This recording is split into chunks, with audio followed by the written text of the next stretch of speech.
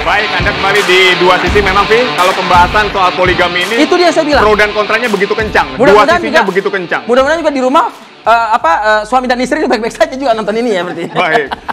Oke, kita akan ganti pemain, Vi, ganti di pemain segmen ini. Oke. Silakan, Bang Nara, saya juga Bang Novel boleh ke bangku belakang. Nanti kalau ada yang ingin disampaikan dari bangku belakang, silakan, Bang. Dan Mas Husen bisa boleh, silakan. Boleh tos dulu, Bang. Ah, mantap. Silakan. Nah, ini, Bang, silakan, Bang. Oke. Oke.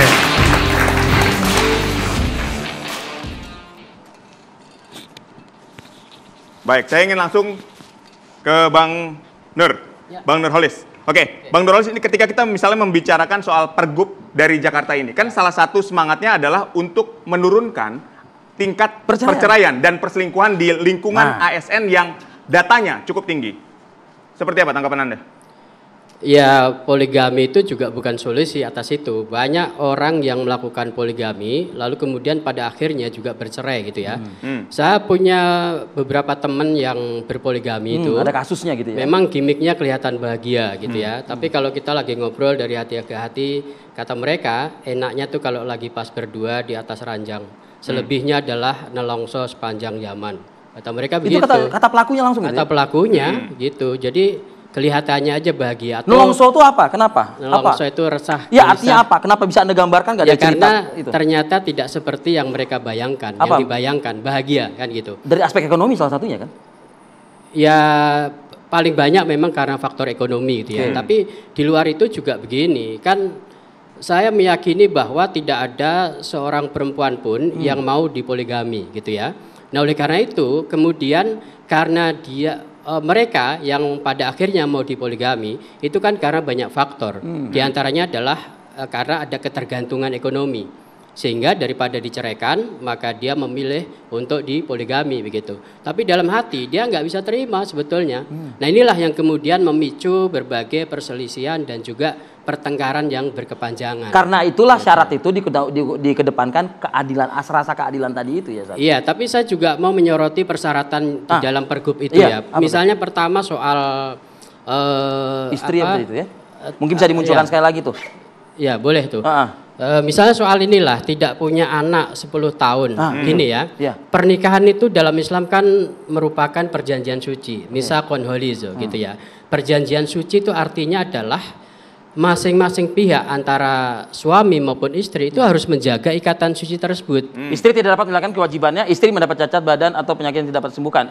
Istri tidak dapat melahirkan keturunan setelah 10 tahun perkawinan. Ya, itu kembali ke tadi misa konholizo itu. Jadi ikatan pernikahan itu berbeda dengan ikatan-ikatan yang lain. Ikatan dinas misalnya pasti ada masa pensiunnya ya. Ikatan pernikahan nggak ada gitu. Nah oleh karena itu Islam menggambarkan pasangan suami istri itu seperti busana atau pakaian. Hunna libasul lakum wa antum libasul lahunna. Jadi suami pakaian bagi istri, istri pakaian bagi suami. Nah maknanya apa? Maknanya adalah antara suami maupun istri itu harus saling menjaga harkat martabat dan nama baik dari pasangannya dan juga menjadi pelengkap bagi kekurangan dan kelebihan masing-masing.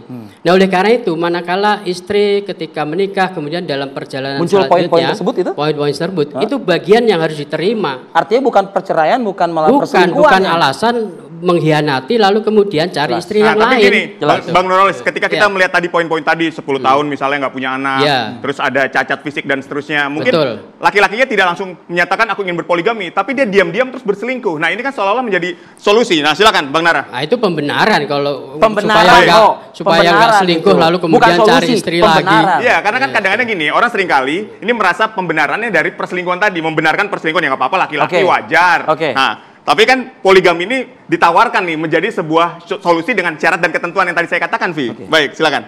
Roh daripada pergub ini bukan karena boleh atau tidak, karena tadi saya bilang, tapi bisa atau dapat. Karena ASN lagi dalam pergub itu, kalau mau poligami kan harus lapor atasan, minta izin kan? Belum tentu diizinkan, pertimbangannya banyak. Kalau atasannya bilang kau tidak mampu, gajimu dikit, LHKP-mu cuman 1,5 juta sebulan, nggak bakal diizinin. Maka bukan dibolehkan, tapi dapat atau bisa, ruhnya itu. Nah gini, syariat Islam itu disyariatkan kan dalam rangka untuk kemaslahatan manusia. Ya, kalau nggak kemaslahat pasti akan dilarang. termasuk poligami. Maka syarat 10 tahun itu gini, kita harus panjang, sumbu panjang. Pergub ini juga dipakai alasan untuk hakim katakanlah atau tim di gubernur itu meloloskan atau tidak. Itu misalkan nih, ceritanya agak panjang, nggak sependek tulisan tadi. Betul. Misalkan suami istri nih ya. Kita sudah nikah 8 tahun, nggak punya anak. Saya pengen punya anak ketika pernikahan kita itu lebih dari 8 tahun. Tapi pergub, ini bagian ASN ya, yang saya katakan umum ya, ASN ya. Ini kan kita bahas ASN. Karena kau masuk ASN, maka dibatasin minimal 10 tahun baru bisa mengajukan izin kepada atasan. Angka 10 itu sebagai warning ASN laki kalau mau mengajukan izin sudah tahu patokannya. Jadi nggak bodoh-bodoh amat ASN itu sudah kasih tahu bocorannya nih. Minimal 10 tahun nggak punya anak, katakanlah itu. Jadi poin-poin ini jangan ditanggapi dengan sumbu pendek. Contoh nih, nggak punya anak ya. Ya salah satu tujuan perkawinan kan ingin keturunan. Betul. Ya kan? Ya. Ketika mereka nikah sampai 10 tahun, 15 tahun nggak punya keturunan, itu akan timbul konflik. Aturan-aturan ini adalah dibikin sudah dengan naskah akademik, bukan ujung-ujung datang. Ada naskah akademiknya tebal sekali. Saya dikasih tahu bocorannya naskah akademik itu tebal. Kalau Anda mengatakan naskah akademiknya tebal gitu, kenapa selalu istri yang menjadi sasaran? Oh bukan, karena ini hanya dua pihak ya, dua jenis kelamin yang diatur. Yang banci, yang LGBT nggak diatur di sini. Yang saya maksudkan adalah ketika tidak punya keturunan, kenapa istri yang disalahkan? Kenapa tidak suami? Sebenarnya bukan disalahkan, bukan salahkan. Di pergub itu kalau Anda baca dari A sampai Z, itu ada keputusan situ. Misalkan nih, aturan tentang istri nggak bisa melahirkan dalam waktu yang tertentu, itu adalah keputusan dokter. Bukan keputusan suami istri. Jadi Anda baca dari awal ya. Saya sudah baca ini sudah khatam 30 juz. Jadi kalau misalkan nih atasan itu membaca syarat-syarat kemudian ada ASN laki-laki yang mau mengajukan perceraian atau menikah lagi, itu dilihat ya, betul enggak alasan pertama itu sesuai dengan alasanmu bahwa istrinya itu mandul. Kata mandul yang menentukan bukan suaminya. Tapi harus ada medis. Ada medis, tertulis di pergub itu. Hati-hati ya. Yang kedua, katakanlah tidak adil nih. Oh adil sekali. Mulai dari Undang-Undang 174, kemudian 45 tahun 90, PP ya. Di situ sangat rinci. Kenapa yang diatur perempuan seolah-olah menjadi korban? Perempuan ASN itu nggak boleh menjadi istri kedua, ketiga, keempat. Beda sama laki-laki. Maka di sini yang diatur itu bukan perempuan non ASN. Betul. Kalau kamu nggak sesuai dengan nggak suka dengan aturan ini, ya jangan jadi ASN. Jadi pergub ini semangatnya untuk melindungi perempuan sebetulnya. Melindungi perempuan. Dan dari Undang-Undang Perkawinan sampai pergub ini isinya sama, relate. Artinya pergub ini jelas dong. Mencegah poligami yang kebablasan kan berarti. Kalau tadi Anda katakan itu mempersempit perceraian, sebaliknya juga mempersulit gimana Anda poligami. Karena syaratnya sangat berat. Tapi bukan nggak boleh sama sekali, Bang. Oh nggak boleh. Dapat bisa. Ya memang dari rentetan persyaratan itu memang sulit kalau mau dipatuhi gitu ya. Hanya seringkali kita ini punya banyak peraturan, perundang-undangan gitu ya, tapi tidak dijalankan secara benar begitu.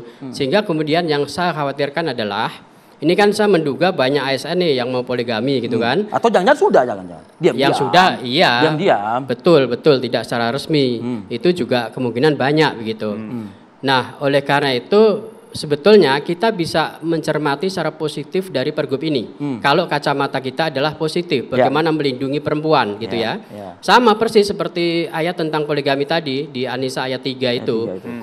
Kemudian kita baca lagi di 129. Itu kan kalau kita mau objektif, cermati dengan mata hati begitu, maka tidak mungkin kita bisa melakukan. Sama persis seperti aturan tadi, itu juga sulit sebetulnya kalau kita mau mematuhi itu begitu. Nah, tapi persoalannya kan bukan di situ sebetulnya. Saya kembali bahwa ayat tentang poligami, kalau saya cermati itu sebetulnya esensi yang mau disampaikan oleh Allah itu ya hendak mengikis praktek poligami. Sebetulnya begitu. Malah justru mengikis praktik poligami. Bang Nara, setuju dengan itu? Bukan mengikis, jadi membatasi. Kalau dalam tradisi jahiliyah itu sampai enggak dulu sebelum Islam datang pra-Islam, Nabi Sulaiman itu dalam perjanjian lama istrinya sahnya 700. Gundek, mohon maaf ini bahasa kitab mereka ya. Gundeknya itu 300. Begitu Islam datang dibatasi hanya 4. Nasrani zaman Perancis bahkan sudah mulai ada, dibatasi 2. Mereka malah 2, kita 4. Ini jalan tengah. Artinya Islam datang itu adalah bukan menghilangkan tradisi, tapi mengatur, membatasi supaya tidak berlebihan, dan itu sama Rasulullah itu sudah dipikirkan. Rasulullah punya kelebihan, bisa tahu masa depan, bisa tahu ciri-cirinya, bisa tanda-tandanya. Kita tidak tahu. Jadi syariat poligami itu, kita jangan bilang bahwa ini akan mengikis ajaran poligami. Nggak, Islam sudah sempurna. Kata Nabi. Kenapa diksinya Pak Nur mengikis, Pak Nur? Mengikis bagaimana aturannya jelas poligami? Ya, karena memang tadi itu kan, praktek poligami itu sudah katakanlah mendarah daging, kira-kira gitulah. Dalam masyarakat Arab, tidak hanya Arab ya, pra Islam itu dari mulai Yunani, Mesir kuno, bahkan di Nusantara juga banyak. Para raja-raja itu juga berpoligami begitu. Itu.